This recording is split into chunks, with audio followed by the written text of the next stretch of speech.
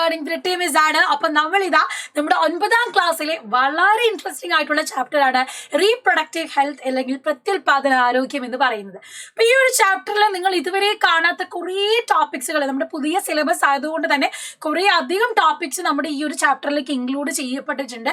അപ്പൊ കുറേ അധികം പുതിയ ടോപ്പിക്സ് നിങ്ങൾ പഠിക്കാനുണ്ട്. അത് നിങ്ങൾക്ക് വളരെയധികം ഓവർലോഡ് ആവാൻ ചാൻസും ഉണ്ട്. അപ്പൊ ഓരോ ടോപ്പിക്ക് നമ്മൾ എന്ത് ചെയ്യുക, എക്സാം പോയിന്റ് ഓഫ് വ്യൂവിൽ ഡയഗ്രാം ബേസ്ഡ് ആയിട്ട് പഠിച്ചു പോവുക. അപ്പൊ ഈ ചാപ്റ്ററിലെ ഏറ്റവും ഇമ്പോർട്ടന്റ് ആയിട്ടും 4 മാർക്കിന് ചോദിക്കാൻ വളരെ ചാൻസ് ഉള്ളതുമായിട്ടുള്ള ഒരു ക്വസ്റ്റ്യൻ ആണ് നമ്മൾ ഇന്ന് ഡിസ്കസ് ചെയ്യുന്നത്. അപ്പൊ എല്ലാ മക്കളും എന്ത് ചെയ്യുക, നിങ്ങളുടെ ഫ്രണ്ട്സിന് ഷെയർ ചെയ്ത് കൊടുക്കുക, നിങ്ങളുടെ ഫീഡ്ബാക്ക് ഒക്കെ കമന്റ് ബോക്സിൽ അറിയിക്കുക. അപ്പൊ നമുക്ക് നേരെ അതേതാണ് ആ 4 മാർക്കിന്റെ ചോദ്യം വരിക എന്ന് നോക്കാം.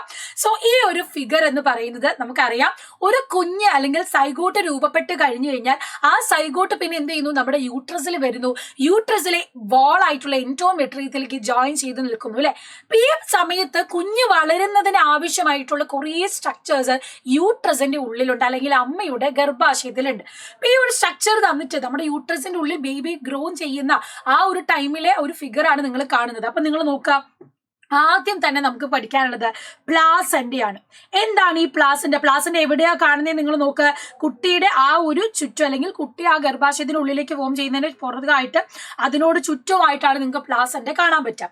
സോ പ്ലാസന്റ എന്ന് പറഞ്ഞാൽ it is A temporary structure formed after the blastocyst adheres to the uterine wall. It is formed by embryonic and uterine tissues.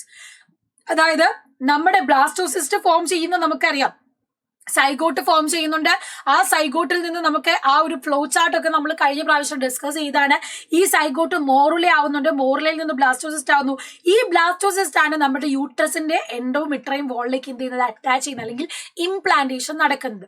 അവിടെ നിന്ന് ഈ ഒരു എംബ്രിയോ ഡെവലപ്മെന്റും ഫീറ്റസ് ഡെവലപ്മെന്റും ഒക്കെ നടന്നു കഴിയുമ്പോൾ ആ ഇംപ്ലാന്റേഷൻ നടന്നു കഴിഞ്ഞു കഴിഞ്ഞാൽ അവിടെ ഫോം ചെയ്യുന്ന ഒന്നാണിത് പ്ലാസന്റ എന്ന് പറയുന്നത്.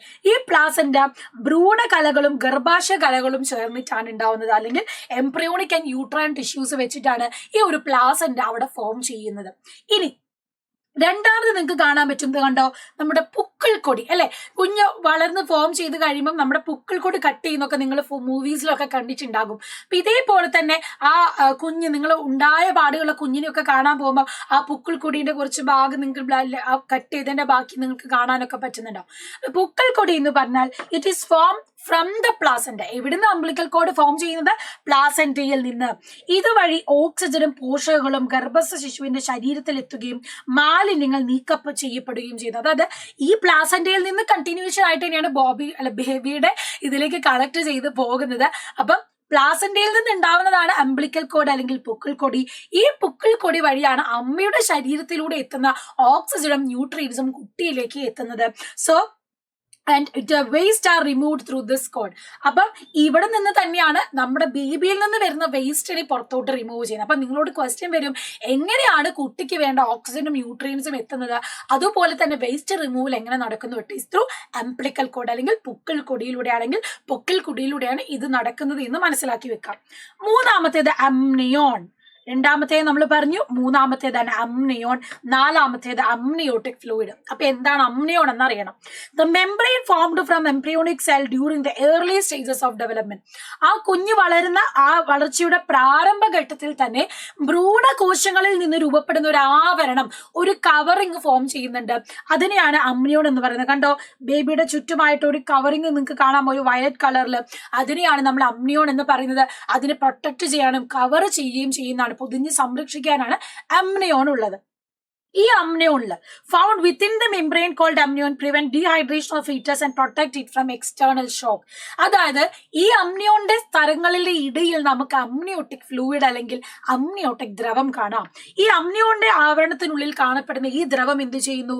ഗർഭസ്ഥ ശിശുവിന്റെ നിർജ്ജലീകരണം തടയുന്നു. ഡീഹൈഡ്രേറ്റഡ് ആവാതെ അതിന് ഫുൾ ആ ഒരു ഹൈഡ്രേറ്റഡ് ആയിട്ട് നിർത്താൻ സഹായിക്കുന്നു. മാത്രമല്ല, നമുക്കറിയാം അമ്മയുടെ വയറ്റിന്റെ ഉള്ളിലാണ് കുട്ടിയുള്ളത്. അപ്പൊ അമ്മയ്ക്ക് വരുന്ന എന്തെങ്കിലും എക്സ്റ്റേണൽ ഷോക്സും കാര്യങ്ങളൊന്നും കുട്ടിയിലേക്ക് പെട്ടെന്ന് ആവാതിരിക്കാൻ അല്ലെങ്കിൽ കുട്ടിക്ക് ആഘാതം ഏൽക്കാതിരിക്കാൻ എക്സ്റ്റേണൽ ഷോക്കിൽ നിന്ന്, ബാഹ്യ ക്ഷതങ്ങളിൽ നിന്ന് പ്രിവെന്റ് ചെയ്യാനും ആര് സഹായിക്കുന്നു? ഈ ഒരു അമ്നിയോട്ടിക് ഫ്ലൂയിഡ് സഹായിക്കുന്നത്. അപ്പൊ വളരെ കെയർ കൊടുക്കേണ്ട ഒരു ടൈമാണ് അല്ലെ ഈ നമ്മളെ ഈ ഒരു പ്രഗ്നൻസി പീരീഡ് എന്ന് പറയുന്നത്. അപ്പൊ ആ ഒരു സ്ട്രക്ചർ ഇത് 4 മാർക്കിന് ചോദിക്കുന്നതാണ്. 4 ഭാഗങ്ങൾ അടയാളപ്പെടുത്താൻ പഠിക്കണം, ഓരോന്നിനും ഫങ്ഷൻസ് പഠിച്ചു വെക്കാം. ഇതേപോലെ തന്നെ നമുക്ക് കാണാൻ കഴിയും 1 മാർക്കിന് ചോദിക്കുന്ന മറ്റൊരു ചോദ്യമുണ്ട്. Duration from the conception till the birth of baby is called gestation period.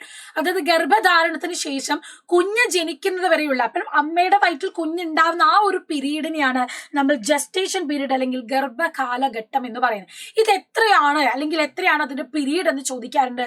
Gestation period എന്ന് പറയുന്നത് 270 to 280 ഡേയ്സ് അല്ലെങ്കിൽ 270 മുതൽ 280 ദിവസമാണ് നമ്മുടെ ഗർഭകാലഘട്ടം അല്ലെങ്കിൽ ജസ്റ്റേഷൻ പീരീഡ് എന്ന് പറയുന്നത്. അത് MCQ ആയിട്ടും ഓപ്ഷൻ ആയിട്ടും ഒക്കെ ക്വസ്റ്റ്യൻ വരുന്നതാണ്. അപ്പൊ ഇത് പഠിച്ചു വെക്കുക, 270 to 280 ഡേയ്സ്. അതേപോലെ തന്നെ വരുന്ന മറ്റൊരു ഇമ്പോർട്ടന്റ് ഡയഗ്രാംസ് നിങ്ങൾക്ക് ഇവിടെ കാണാം. ഡെവലപ്മെന്റ് ഓഫ് ഫീറ്റസ്, എങ്ങനെയാണ് ഗർഭസ്ഥ ശിശു വളരുന്നത്. നമ്മൾ പറയാറുണ്ടല്ലേ, നമ്മൾ ചില ഗർഭിണികളോട് അല്ലെങ്കിൽ പ്രഗ്നന്റ് ലേഡീസിനോട്, ക്യാരിങ് ആയിട്ടുള്ള മദേഴ്സിനോട് ചോദിക്കുമ്പോൾ ഫസ്റ്റ് ട്രൈമസ്റ്റർ ആണോ സെക്കൻഡ് ട്രൈമസ്റ്റർ ആണോ ഏത് മാസത്തിലാണോ എന്നൊക്കെ ചോദിക്കാറുണ്ട്. അപ്പൊ ഇതുപോലെ ജസ്റ്റേഷൻ പീരീഡിനെ നമുക്ക് 3 ആയിട്ട് തിരിക്കാം. ആദ്യത്തേത് 1 മുതൽ 3 മാസം വരെ, അതാണ് നമ്മുടെ ഫസ്റ്റ് ട്രൈമസ്റ്റർ എന്ന് പറയുന്നത്. ഫസ്റ്റ് ട്രൈമസ്റ്റർ അല്ലെങ്കിൽ 1ാമത്തെ ത്രൈമാസം അല്ലെങ്കിൽ ത്രൈമാസം. രണ്ടാമത്തേതോ 4 മുതൽ 6 മാസം വരെയുള്ളതിനെ നമുക്ക് 2ാം ത്രൈമാസം എന്ന് പറയാം. 7 മുതൽ 9 മാസം വരെയുള്ളതിനെ 3ാം ത്രൈമാസം എന്ന് പറയാം. അപ്പൊ ഈ രീതിയിലാണ് എന്ത് ചെയ്യുന്നത്, ഇതിനെ നമ്മൾ കാറ്റഗറൈസ് ചെയ്യുന്നത്. അപ്പൊ ഈ ഫസ്റ്റ് ട്രൈമസ്റ്റർ എന്ന് പറയുന്നിടത്ത് ഹാർട്ട് ബീറ്റ്, കുഞ്ഞിന് ഹാർട്ട് ബീറ്റ് തുടങ്ങും. നിങ്ങളെ അമ്മമാരോട് ചോദിച്ചാൽ, നിങ്ങൾക്ക് പ്രഗ്നന്റ് ആയിട്ടുള്ള മദേഴ്സിനെ അറിയാവുന്നുണ്ട്, അവരോട് ചോദിച്ചു നോക്കി അറിയാം. ഫസ്റ്റ് ട്രൈമസ്റ്ററിൽ ഇവർ ഹാർട്ട് ബീറ്റിന്റെ ഒക്കെ വീഡിയോ എടുത്ത് വെക്കുന്നൊക്കെ ഇപ്പോഴത്തെ കാലഘട്ടത്തിൽ നിങ്ങൾക്ക് കാണാൻ പറ്റും. അപ്പൊ ഹാർട്ട് ബീറ്റ് കാണാം. Formation of limbs, fingers and toes, ചെറുതരത്തിലുള്ള കൈയും കാലുകളും അതുപോലെ തന്നെ വിരലുകളൊക്കെ രൂപപ്പെടുന്ന ഒരു സമയമാണ് ഈ ട്രൈമസ്റ്റർ ഫസ്റ്റ്. പിന്നെ sex organs and organ systems are formed, ലൈംഗിക അവയവങ്ങളും അതുപോലെ അവയവ വ്യവസ്ഥകളും രൂപപ്പെടുന്ന സമയമാണിത് ഈ ഒരു ഫസ്റ്റ് ട്രൈമസ്റ്റർ എന്ന് പറയുന്നത്. അപ്പം ഏറ്റവും കൂടുതൽ കെയർ വേണ്ട ഒരു ടൈമും അധികം ഒന്നും മൂവ്മെന്റ്സ് ഒന്നും പാടില്ലാത്ത ഒരു ടൈമും കൂടെയാണത് ഈ ഒരു ടൈം. സെക്കൻഡ് ട്രൈമസ്റ്റർ എന്ന് പറഞ്ഞാൽ 4 മുതൽ 6 മാസം. ഗ്രോത്ത് ഓഫ് ഹെയർ, ബോഡിയിലെ ഹെയറും രോമങ്ങളൊക്കെ വളരുന്നു, മുടിയൊക്കെ വളരുന്നു. Movement of the foetus, eyelids open, eyelashes are form. ഫീറ്റസിനൊരു മൂവ്മെന്റ് ഈ ഒരു 4 മുതൽ 6 മാസം വരെയുള്ള സമയത്താണ് നമുക്ക് അമ്മയുടെ വയറ്റിൽ നിന്ന് തന്നെ കുഞ്ഞിന് അനക്കമൊക്കെ നമുക്ക് ഫീൽ ചെയ്യാൻ തുടങ്ങാം. അതുപോലെയോ തലമുടിയുടെ ശരീര രോമ വളർച്ച, ഗർഭസ്ഥ ശിശുവിന്റെ ചലനം സാധ്യമാവുന്നു. കൺപോളകൾ, ഐലിഡ്സ് ഒക്കെ ഓപ്പൺ ആയി തുടങ്ങുന്ന ഒരു സമയമാണെന്ത് ഈ ഒരു 2ാം ത്രൈമാസം എന്ന് പറയുന്നത്.